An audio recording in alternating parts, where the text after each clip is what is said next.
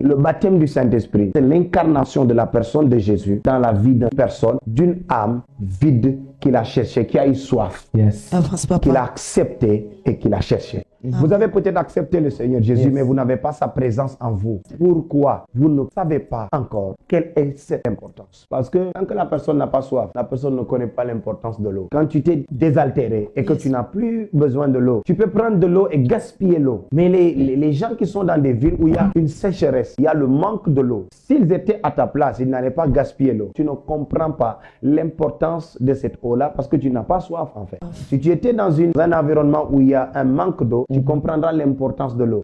L'eau est vitale. Si tu ne bois pas de l'eau, tu seras déshydraté. Déshydratation, faiblesse, tu vas mourir. Donc l'eau est indispensable à la vie. Connaissant l'importance de l'eau, dès que même nous jeûnons jusqu'au soir, la première chose que nous voulons faire, c'est aller boire. À cet instant, nous comprenons l'importance de l'eau, la place de l'eau et nous avons soif. Nous manifestons la soif en se levant, en s'agitant, en levant notre corps pour aller nous désaltérer sur le.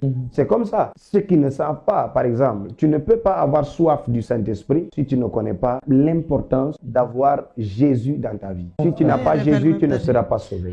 La Bible déclare qu'il est le seul intermédiaire entre Dieu et les hommes. C'est notre seul intermédiaire. Dans les derniers temps, Jésus-Christ reviendra dans un événement que la Bible appelle l'enlèvement pour prendre tous les enfants de Dieu. Et même dans le Coran, il nous est appris que Jésus, sous le nom de Insa, reviendra dans les derniers temps. Donc, même les deux religions aujourd'hui, confondues aujourd'hui au Sénégal, qui sont dominants aujourd'hui au Sénégal, reconnaissent que c'est le Seigneur Jésus qui reviendra. Ce Jésus-là reviendra et pour prendre ceux qui croient en lui exactement. Et la Bible, c'est notre intermédiaire. La Bible va plus loin, c'est notre avocat auprès du Père. Et vous savez que lorsqu'on parle de la mort et de la résurrection après, nous parlons tous, connaissent aujourd'hui ce qu'on appelle le jour du jugement. Et on en prêche. Le jour du jugement, Dieu va nous juger. Certains disent on sera en rang comme ça, comme s'ils étaient déjà montés au ciel. Et puis un à un, comme si les gens, je ne sais pas qui les a donné les informations. Là. Avance papa. Donc chacun parle de jugement et chacun interprète le jour du jugement selon sa manière. Le jour du jugement. Lorsqu'on parle de jugement, il y a présence du juge et la présence de ton avocat. Si tu n'as pas Jésus, le jour de ton jugement, tu n'auras pas d'avocat pour parler et plaider en ta faveur. L'important d'avoir Jésus, de se donner à Jésus-Christ avant de mourir. Si tu n'as pas donné ta vie à Jésus avant de mourir, toi dans n'importe quelle religion, tu auras besoin de cet homme qu'on appelle Jésus. Maintenant, le jour où nous allons ressusciter et que nous serons là au jour du jugement, moi je ne sais pas le jour du jugement ce sera comment, mais je sais qu'il y aura un jugeur. C'est écrit dans la Bible, il y aura un jugement. Si tu n'as pas ton avocat, dans certaines religions, on entend, non, quand au ciel là, il y aura ton oncle qui sera là. Donc ton oncle va dire, c'est mon neveu. Même si tu pêches, après la condamnation, on va te brûler pendant un temps. Après Dieu va te pardonner. Hey, il y a trop de bêtises, les amis. Écoutez ici, il y aura un jugement.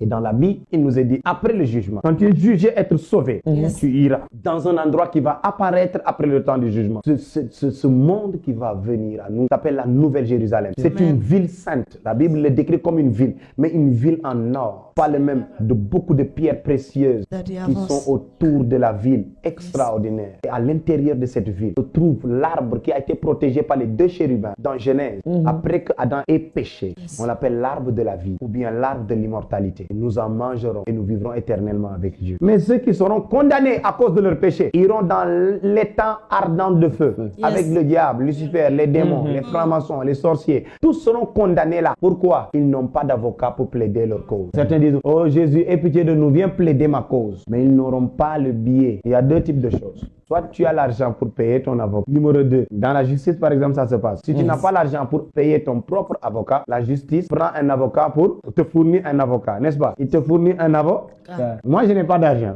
Maintenant, la justice de Dieu, là-bas, au ciel, nous a fourni un avocat gratuit. Et cet avocat, c'est Jésus. Jésus, il devient ton avocat sans que tu ne payes de l'argent. Maintenant, si tu n'as pas accepté Jésus-Christ de Nazareth, qui est là disponible pour plaider la cause de beaucoup de personnes. Moi, je sais qu'aujourd'hui, si je n'ai pas cet avocat, je ne sortirai pas sauvé de ce jugement.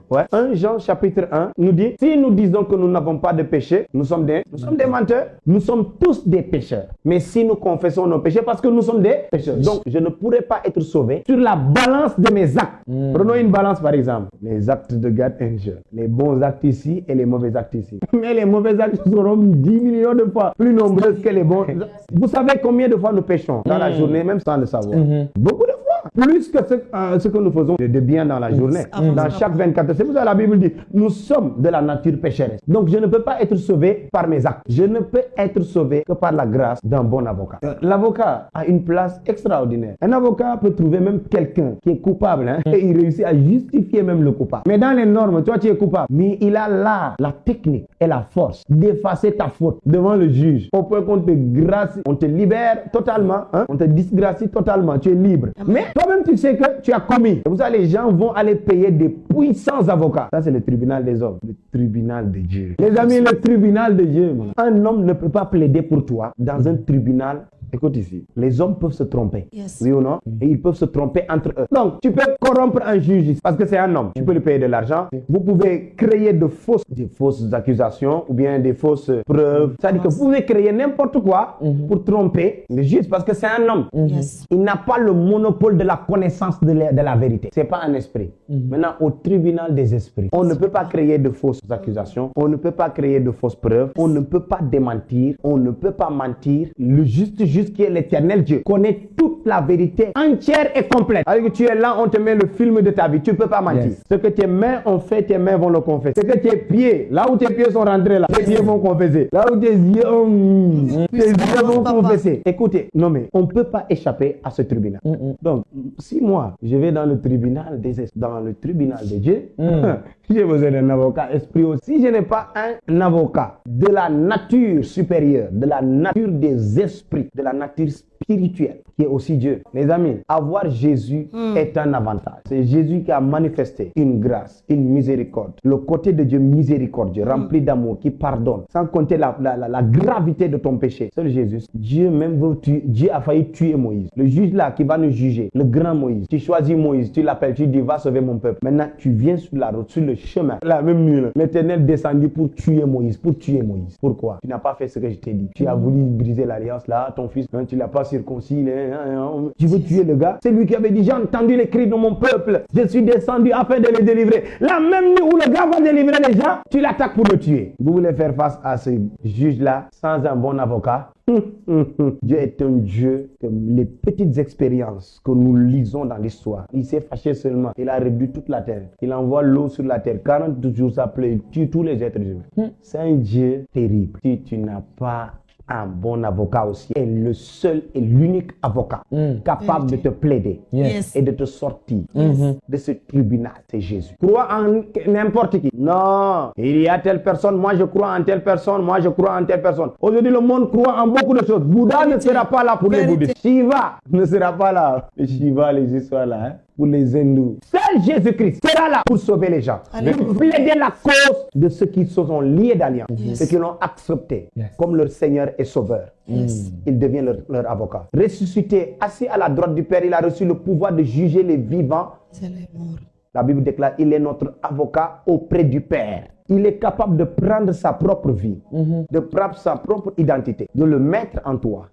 Quand le juge te regarde, il te voit sans tache. Pas parce que tu n'as pas péché, mais parce que quelqu'un t'a prêté son vêtement. Et dans le ciel, le système des vêtements a été bien décrit dans la Bible. Il y a un sacrificateur qu'on appelait Josué. Ce n'est pas le Josué. Il y a un autre Josué qui était sacrificateur. Il est mort. Quand il est mort devant le tribunal de Dieu, les vêtements qu'il portait étaient sales. La Bible déclare que Satan s'est levé pour l'accuser. L'Éternel Dieu le réprimanda. Et il dit, ôtez-lui ses vêtements sales et revêtez-lui de notre vêtement. On a enlevé les vêtements de Josué et on lui a donné d'autres vêtements. Maintenant, au jour du jugement, nous serons là avec les vêtements sales. Jésus, il a versé le sang. Son sang est purificateur. Son sang nettoie, lave nos vêtements, le rend pur et blanc. Afin que quand le juste juge regarde, il voit un homme juste. La Bible déclare les justes hériteront le pays. Quel pays? Ce n'est pas le pays terrestre que la Bible parlait. Ça, c'est une interprétation que nous utilisons par la foi dans le combat spirituel, dans les déclarations de bénédiction. Mais les justes hériteront le pays. Quel pays? Le pays spirituel. Le paradis, le nouvel Éden. Seuls les justes vont hériter de ce paradis-là. Les vêtements propres, Jésus doit te prêter son vêtement. Donc si tu ne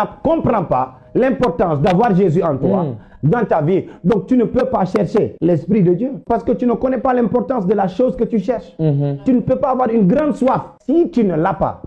Tu es allé à l'église pour rien. Tu as grandi en étant chrétien, enfant de Dieu pour rien. Les amis, si vous n'avez pas Jésus dans votre vie, vous ne serez pas sauvés. Parce qu'un jour, vous aurez besoin d'un avocat pour plaider votre cause devant le juste juge, qui est Dieu l'Éternel. Il dit, Jésus, viens plaider ma cause. Il dit, je ne t'ai jamais connu. Je refuse de vivre sans Jésus dans ma vie. Yes. C'est la phrase que tu dois prononcer aujourd'hui de là où tu es en train de Amen.